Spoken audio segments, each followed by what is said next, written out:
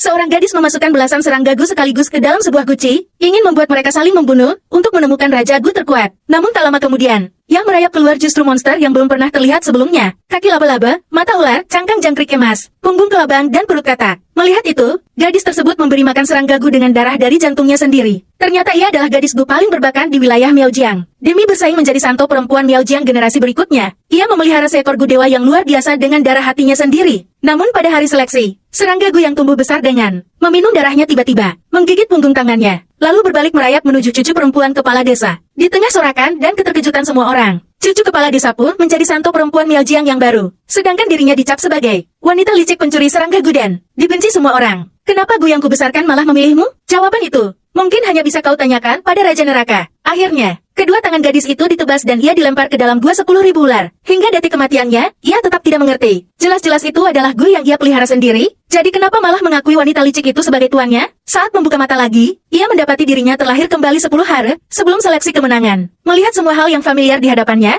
gadis itu diam-diam bersumpah. Di kehidupan ini, aku pasti akan membuat mereka membayar dengan darah, agar tidak mengulangi kesalahan yang sama. Ia dengan tega menuangkan sebotol bubuk racun ke dalam guci tempat ia memelihara Gu. Walaupun hatinya sangat sakit, hanya dengan cara itu ia bisa benar-benar memutus jalan hidup wanita licik tersebut. Kali ini, aku ingin lihat bagaimana kalian mencuri milikku. Setelah itu, ia pergi ke daerah terlarang di gunung belakang, berniat mencari Gu baru untuk dipelihara. Untungnya nasibnya cukup baik. Ia menemukan makhluk besar yang langka. Saat mendekat untuk memeriksa, ternyata itu adalah Gu tingkat tertinggi yang sangat jarang ditemukan. Serangga itu bernama Cui Mu Yaozhu. Matanya bisa memancarkan cahaya hijau. Gadis itu sangat bersemangat, lalu segera menaburkan segenggam bubuk. Seketika makhluk itu menjadi tenang dan dengan patuh merayap ke telapak tangannya. Meskipun hanya ada setengah bulan tersisa, kalau aku bisa membesarkan Sixin pertama, maka aku pasti bisa membesarkan Sixin kedua. Sejak itu, setiap hari ia merawat serangga Gu itu seorang diri dengan hati-hati. 10 hari kemudian, ia akhirnya berhasil membesarkan Gu baru. Namun ketika hendak turun gunung melewati hutan, ia mendengar 2 orang dari desa berkata, bahwa gadis suci baru juga memiliki Gu yang persis sama dengan miliknya. Benarkah ada kebetulan seperti itu di dunia? Aku tidak percaya. Padahal ada begitu banyak jenis Gu yang bisa dipelihara. Kenapa kebetulan dia juga memelihara Cui Mu Yaozhu?